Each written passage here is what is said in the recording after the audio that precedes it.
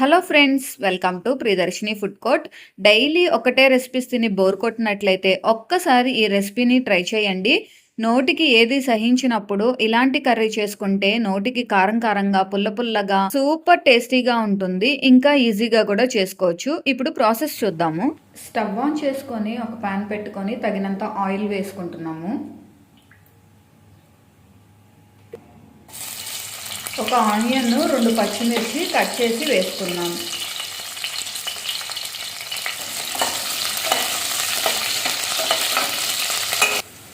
One table spoon అల్లం వెల్లుల్లి paste వేసుకుంటున్నాం.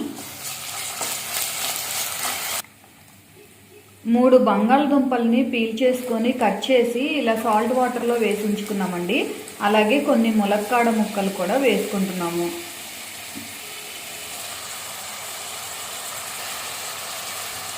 చాలామంది మన వీడియోస్ చూస్తున్నారు కానీ ఇంకా మన ప్రియదర్శిని ఫుడ్ కోర్ట్ ఛానల్ని సబ్స్క్రైబ్ చేసుకోలేదండి.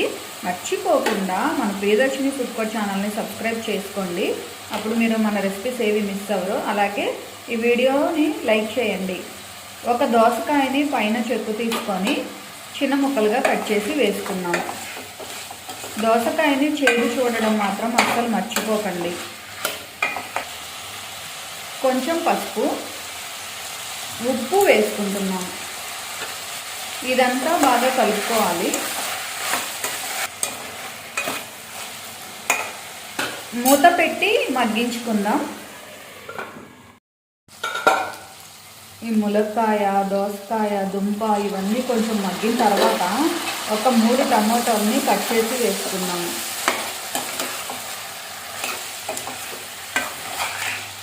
చూడండి, చూస్తుంటేనే ఎంత కలర్ఫుల్గా ఉందో అంతే హెల్దీ కూడా ఉంటుందండి. మూత పెట్టి మగ్గించుకుందాం. టమాటాలు కూడా చక్కగా మగ్గాయండి. కారం వేసుకుంటున్నాము. మీరు తినే కారాన్ని బట్టి కారం అడ్జస్ట్ చేసి వేసుకోండి.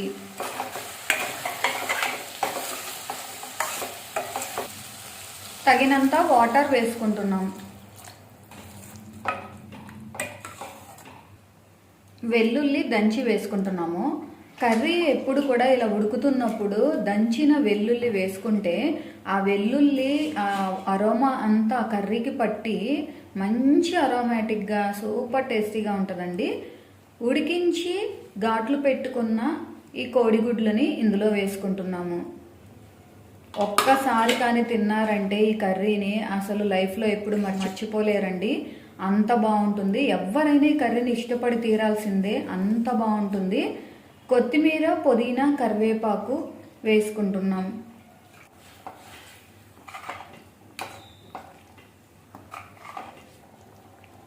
ఉప్పు సరిపోలేదండి, కొంచెం యాడ్ చేసుకుంటున్నాము. మీరు కూడా చెక్ చేసి సరిపోకపోతే యాడ్ చేసుకోండి. ఈ పులుసు దగ్గర పడే వరకు మూత పెట్టి ఉడికించుకుందాం. చూడండి, మనం వేసుకున్న వాటర్ అంతా దగ్గర పడి చక్కగా ఉడికింది కదా.